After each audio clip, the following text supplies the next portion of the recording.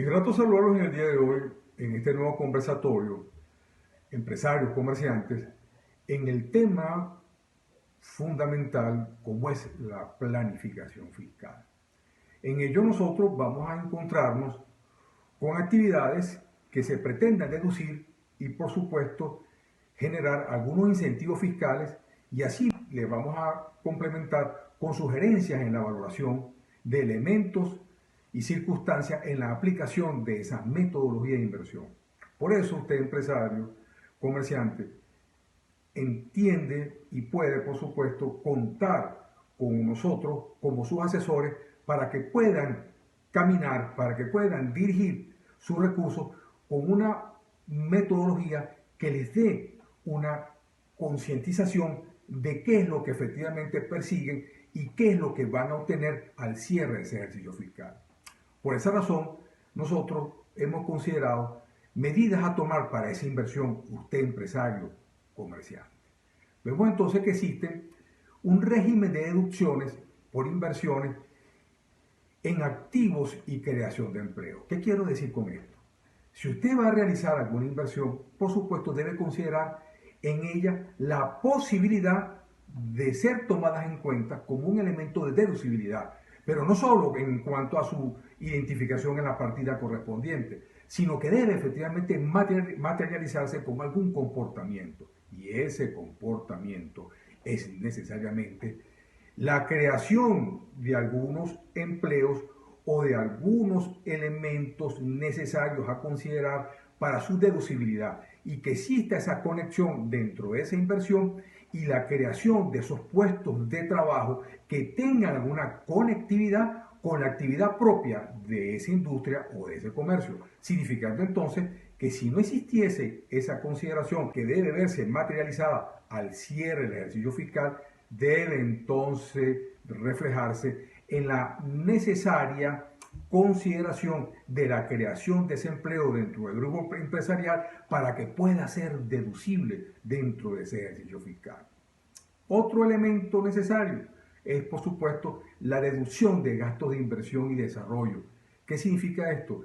Que yo voy a realizar alguna deducción en gastos, pero conceptualizándolo, además de lo ya anteriormente señalado en esa creación de ese empleo dentro del grupo empresarial, la investigación y desarrollo, significando entonces que esos procesos de creación en el grupo empresarial va a significar que va a reflejar alguna creación, alguna modificación de los planes de producción y que por supuesto deben ser considerados como deducibles, porque en ello efectivamente existe un margen de creación en cuanto al aumento de esa producción y que por ello efectivamente existen cantidades que fueron invertidas para la investigación y desarrollo de esos planes dentro de ese grupo empresarial que van a ser reflejados en esos bienes que han sido producidos y que generan, por supuesto, algún crecimiento en cuanto a la credibilidad de ese grupo empresarial.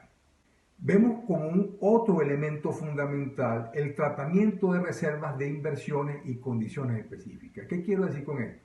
Que esas reservas de inversiones y las condiciones específicas deben estar enmarcadas dentro de un proceso en donde efectivamente su inversión tenga un margen de credibilidad, un margen de concientización y que en ella, en esos planes que soportan ese tratamiento de las reservas, van a ser efectivamente dirigidas a esa planificación de creación de nuevos procesos de desarrollo del grupo. O sea que quiero decir con esto que las reservas para inversiones efectivamente deben estar respaldadas de planes que vayan a ser dirigidos a la filosofía, al objeto del grupo económico específico.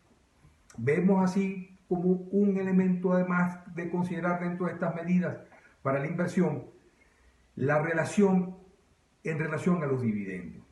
En algunos países su normativa toma el porcentaje determinado, así como efectivamente debe ser tratado desde el punto de vista impositivo. Y se permite que sea deducible efectivamente en relación pues, a esas cantidades que han sido pagadas como dividendos a estos grupos empresariales que forman parte de esa organización o los sujetos acreditados con estos dividendos. ¿De acuerdo? Entonces debemos, por supuesto, de estar muy claros en relación a lo que debe considerarse como una metodología de inversión y que en ella esté acompañada de la sujeción de la norma impositiva. ¿Qué quiero decir esto? Que estén acompañadas de la sujeción a la norma impositiva, a la norma de impuestos sobre la renta, que debe efectivamente ese comportamiento armonizarse con la norma, no pretender actuar paralelamente en función a esa inversión sin tomar en consideración la norma que permite la vida de esa planificación sin considerar que la norma efectivamente existe.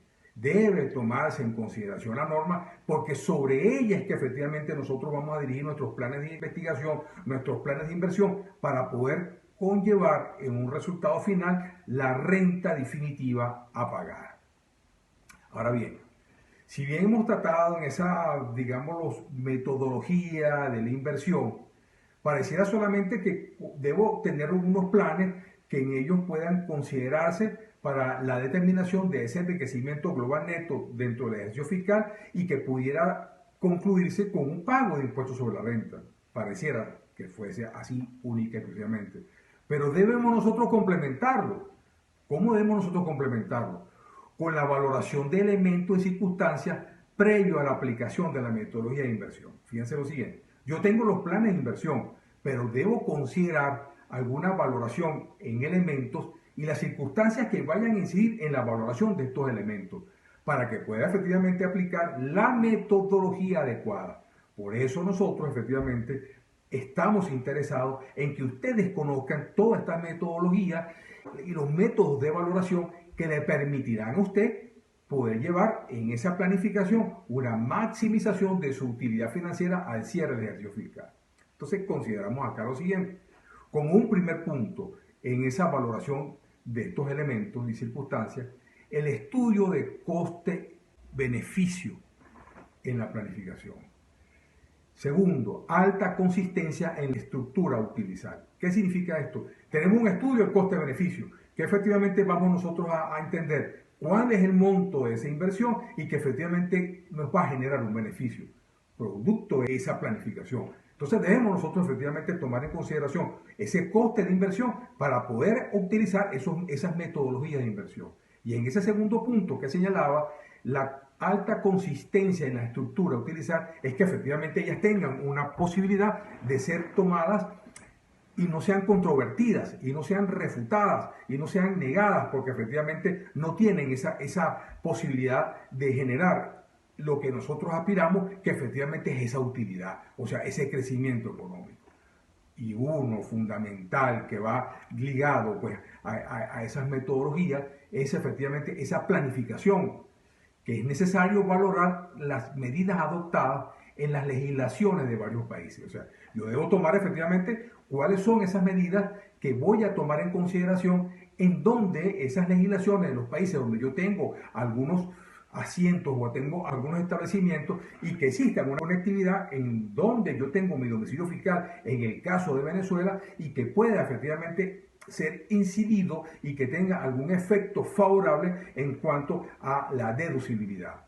Entonces, ¿qué quiero decir con esto? A los efectos de imputar en el país de residencia las rentas acumuladas y retenidas en el extranjero. ¿Qué significa esto? Que pudiese significar un elemento de deducibilidad en función a esos enriquecimientos que yo he tenido y en donde yo he repatriado algunas cantidades producto de esas inversiones que han sido dirigidas por ese grupo en el cual yo tengo alguna relación económica y que efectivamente va a ser tomado como un elemento de deducibilidad. ¿Qué se debe continuar en esto como un cuarto punto? Configurar transacciones que puedan efectivamente en la reestructuración una consideración de los valores del mercado. Nos pueden contactar por nuestras redes sociales, Instagram, @opinate, Twitter, @OscarPinate, LinkedIn, Oscar Piñate Espidel, nuestro correo electrónico, opinatelegal@gmail.com, deseándoles a todos felicidad y éxito.